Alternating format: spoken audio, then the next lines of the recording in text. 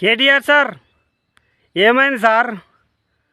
Road మీద ఒక ఆయన కాఫీ షాపు పోతే ఆయన దగ్గరకు పిలుచుకొని నీ సొంత పైసలతోటి కాఫీ షాపు పెట్టించినావు, సూపర్, నీకు సెల్యూట్ చేయొచ్చు.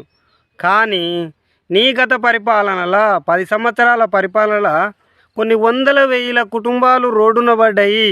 వాళ్ళు దిక్కు దివానా లేకుండా బతుకుతున్నారు.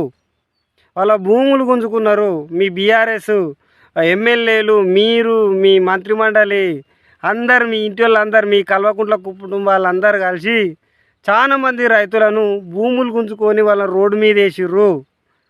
వాళ్ళకు కూడా మీ మంచి మనసుతోటి, ఎందుకంటే మీకు పవర్ పోయినాక కొంచెం సోయికి వస్తున్నట్టున్నావు నువ్వు, అందుకే పబ్లిసిటీ కోసం చేస్తున్నావా లేకపోతే సోయికి వచ్చి చేస్తున్నావా తెలియదు. కానీ ఆయనకి టీ షాప్ ఎట్లయితే పెట్టించినావో, నువ్వు గుంజుకున్న భూములందరి భూములు వందల వేల ఎకరాల భూములు గుంజుకున్నావు. వేల లక్షల మంది దగ్గరికి ఏంటి బాధితులు ఉన్నారు నీ వల్ల, నీ కల్వకుంట్ల కుటుంబం వల్ల. వాళ్ళందరికీ పిలిచి వాళ్ళ భూములు వాళ్ళకి ఇచ్చేయి సార్, సూపర్. ఎందుకంటే వేల మంది, లక్షల మంది రోడ్డున పడ్డారు సార్ మీ దరిద్రమైన పాలన వల్ల, 10 సంవత్సరాల పాలన వల్ల.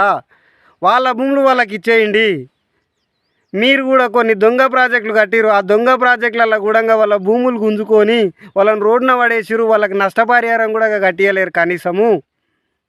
మీరు నిజంగా ఈ పబ్లిసిటీ కోసమే చేయకుంటే ఈ కాఫీ షాప్ డ్రామా అంతా, నీ మంచి మనసు నిజంగా నువ్వు మనిషికి మారినట్టయితే వాళ్ళందరికీ వాళ్ళ డబ్బులు వాళ్ళకి ఇప్పించేయి, వాళ్ళ భూములు వాళ్ళకి ఇప్పించేయి. నువ్వు కబ్జాలు పెట్టి ఫామ్ హౌస్లు కట్టినటువంటి భూములు ఏవైతున్నాయో అవన్నీ వాళ్ళ భూములు వాళ్ళకి ఇచ్చేయి సార్. నీ మంచి మనసు ఏందో మాకు తెలిసిపోతుంది.